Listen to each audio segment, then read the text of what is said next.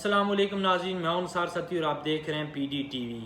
آج کے اس ویلاگ میں بٹگرام کیبل کار انسیڈنٹ کے بارے میں بات ہوگی۔ سب سے پہلے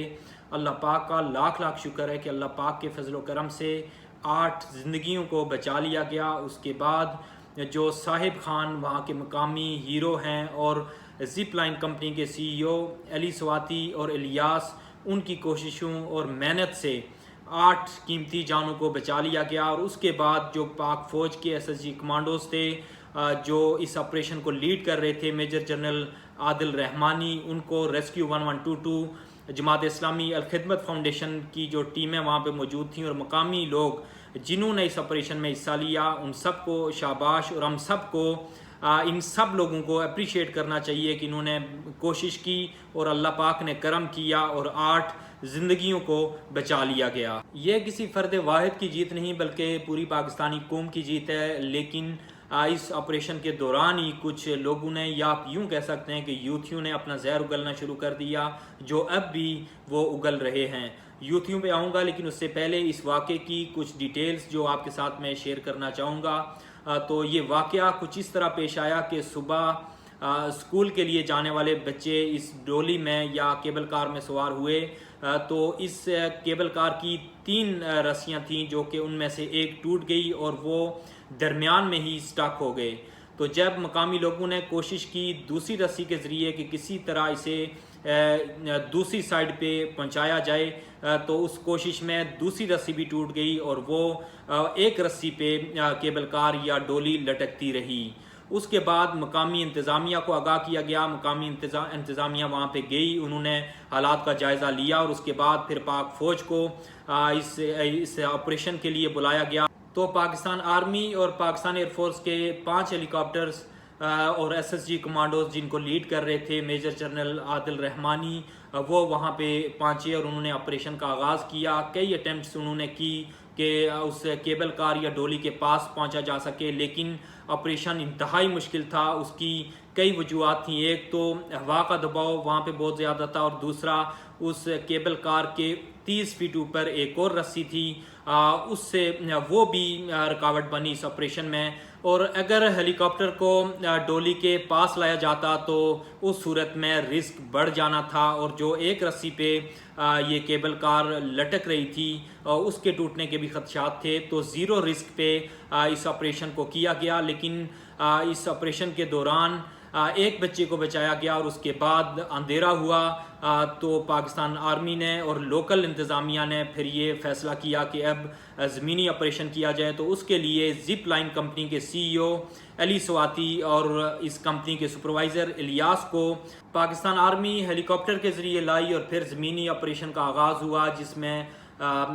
زپ لائن کمپنی کے سی ای او علی سواتی اور ان کے سپروائزر الیاس نے اپنی جان پہ کھیل کے ایس ایس جی کمانڈوز کے ساتھ مشترکہ آپریشن کے تھرو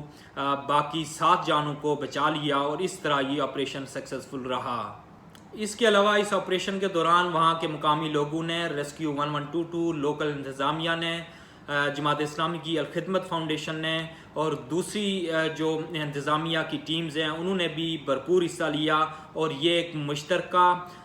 کوشش تھی جس کے نتیجے میں کامیابی ملی۔ اور اس کا کریڈٹ پاک فوج،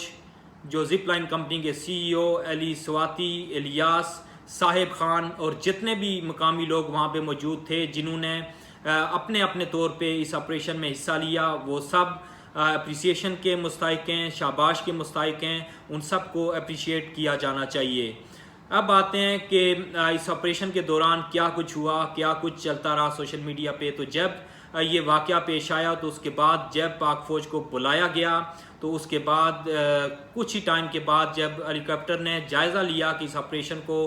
کس طرح کنڈکٹ کیا جائے، تو قوم یوتھ نے پروپیگنڈا کرنا شروع کر دیا کہ ریاست فیل ہو گئی، پاک آرمی فیل ہو گئی، یہ کیسی نمبر 1 فوج ہے کہ جس سے یہ ریسکیو آپریشن نہیں ہوا اور وہ یہ ریسکیو آپریشن کرنے میں ناکام رہی۔ یہ پروپیگنڈا وہ کرتے رہے، جبکہ دوسری طرف جب یہ واقعہ پیش آیا تو پاکستان سمیت جہاں جہاں اس کی اطلاع پہنچی وہاں پہ انسانیت سے ہمدردی رکھنے والے لوگ پریشان ہوئے، وہ فکر مند ہوئے ان 8 جانوں کے لیے جو ہوا میں کئی گھنٹوں سے لٹک رہی تھیں۔ ان انسان نما یوتھیوں نے پروپیگنڈا کرنا شروع کر دیا، اور جب یہ آپریشن سکسیسفل ہوا تو اس کے بعد ایک نیا پروپیگنڈا انہوں نے شروع کیا کہ پاکستان آرمی نے صرف ایک بچے کو بچایا اور اس کے بعد وہاں سے وہ بھاگ گئی تھی، اور باقی 7 لوگوں کو وہاں کے مقامی لوگوں نے اپنی مدد آپ کے تحت بچایا۔ جبکہ جب ویڈیو سامنے آئیں تو اس میں دیکھا جا سکتا ہے کہ پاکستان آرمی وہاں پہ موجود رہی، SSG کمانڈوز اور میجر جنرل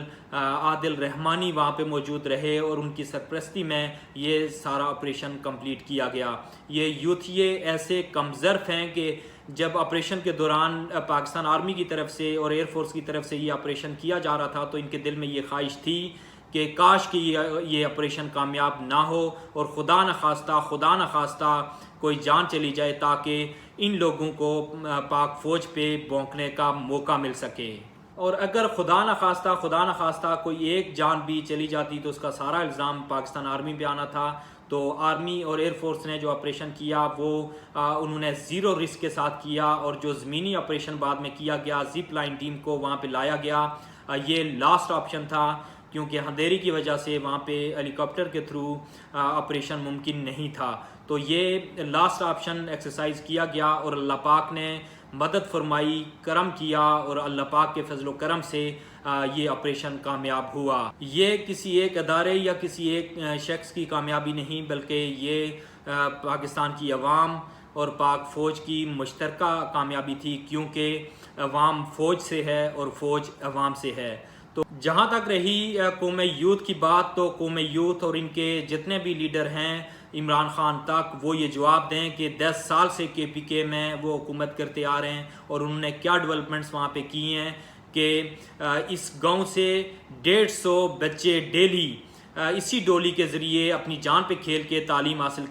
کرنے جاتے ہیں۔ تو PTI کی حکومت نے اس گاؤں میں کیوں کوئی ایسا اسکول نہیں بنایا کہ 100-150 بچے وہاں پہ تعلیم حاصل کر سکیں، نہ کہ اس ڈولی یا کیبل کار کے ذریعے اپنی جان پہ کھیل کے دوسرے گاؤں تعلیم حاصل کرنے کے لیے جائیں۔ یہ جواب PTI کی جو سابقہ حکومت ہے اس کو دینا چاہیے، اور عمران خان کو دینا چاہیے، اور قوم یوتھ اس چیز کا جواب دے، اور یہ کیبل کارز اور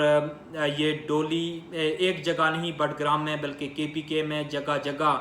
اسی طرح ٹریول کیا جاتا ہے۔ تو 10 سال کے دور حکومت میں PTI نے کیوں کوئی برج نہ بنائے، یا کیبل کار اور چیئر لفٹ کو اپ گریڈ کیوں نہیں کیا گیا تاکہ رسک فیکٹر کو کم کیا جا سکے۔ اس کے علاوہ 2-3 واقعات میں آپ کے ساتھ شیئر کرنا چاہوں گا جو عمران خان صاحب کے دور حکومت کے ہیں۔ تو گلگت بلتستان میں جب عمران خان صاحب کی بہنیں سیلاب میں یا کسی اور وجہ سے وہاں پہ سٹک ہو گئیں تو عمران خان صاحب نے آرمی کو حکم دیا کہ ان کی بہنوں کو ریسکیو کیا جائے، جبکہ دوسری طرف KPK میں ہی 5 نوجوان جنہوں نے اپنے جسم کے ساتھ رسیاں باندھی ہوئی تھیں اور وہ انتظار کرتے رہے کہ مقامی انتظامیہ یا حکومت KPK کی حکومت یا فیڈرل حکومت کی طرف سے کوئی مدد آئے گی اور ان کی جانوں کو بچا لیا جائے گا، لیکن 5 سے 6 گھنٹے تک وہ انتظار کرتے رہے، اور نہ KPK کی لوکل انتظامیہ ان کی مدد کے لیے گئی، اور نہ ہی وزیر اعظم ہاؤس سے کوئی آرڈر جاری کیا گیا فوج کو یا کسی اور ادارے کو کہ ان لوگوں کو بچایا جائے۔ اس کے علاوہ مری میں سنو فال کا جو انسیڈنٹ ہوا تھا جس میں درجنوں لوگ جان سے گئے تھے، جو مری جو کہ اسلام آباد سے 1 گھنٹے کے فاصلے پہ ہے، جو عمران خان کی اور عثمان بزدار کی مس مینجمنٹ کی وجہ سے درجنوں لوگوں کی جانیں گئی تھیں، اس کی ذمہ داری بھی عمران خان صاحب پہ تھی اور عثمان بزدار پہ تھی، کیونکہ عثمان بزدار کو وزیر اعلیٰ پنجاب لگانے والے عمران خان صاحب ہی تھے۔ یہ یوتھیے اتنے کم ظرف ہیں اور شخصیت پرستی کی اس انتہا کو یہ چھو رہے ہیں کہ انہوں نے عمران خان صاحب کی